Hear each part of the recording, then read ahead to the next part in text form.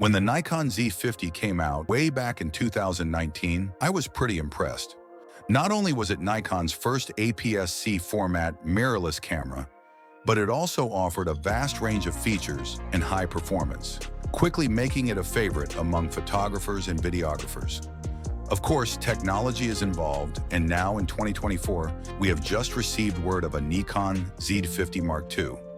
This leads me to wonder, how will this new camera improve from the old one? Today, our review comes from the insider perspective of a fellow Nikon enthusiast.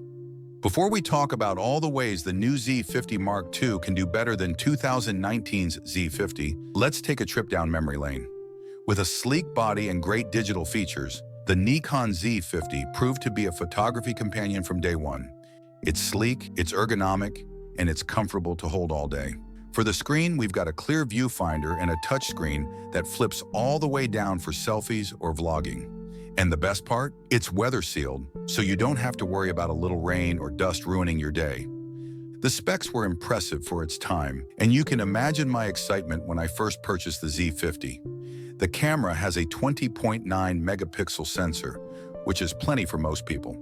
It's paired with a powerful image processor that gives you great image quality, even in low light. You can shoot at ISO 248,000 if you're feeling really adventurous, and it's super fast. You can shoot 11 frames per second, which is perfect for capturing fast-moving action. Of course, the autofocus is top-notch as well. It can lock onto your subject's eyes, which is a lifesaver for portraits.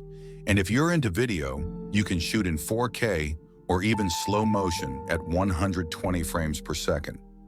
Overall, the Nikon Z50 is a fantastic camera. It's got a great design, great image quality, and it's super versatile. But let's face it, with the Z50 being released nearly 5 years ago, I think we're all ready for a change. The good news is that an update just may be on the horizon.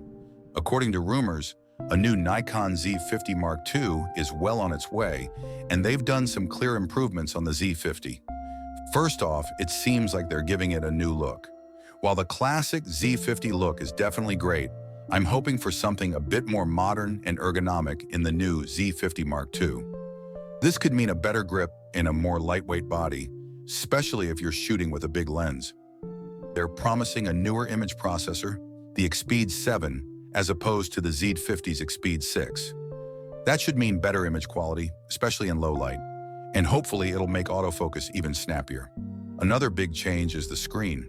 It's supposed to be fully articulating, just like the Z6 III, so you can shoot from all types of weird angles, take selfies, or even vlog without a rig. This, of course, is great news for videographers, especially those into dynamic filming techniques.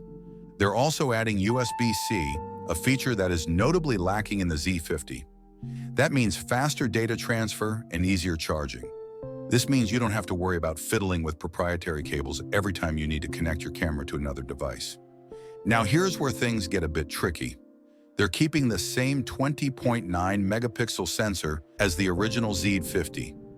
That's a bit of a bummer, especially considering other cameras in this price range are offering much higher resolution. Nikon would do well to upgrade the sensor to at least 30 or 40 megapixels. They're unfortunately not offering a battery grip. That could be a deal breaker for some people who shoot a lot of photos or videos, especially content creators and professional photographers. Overall, the Nikon Z50 Mark II seems like a solid upgrade.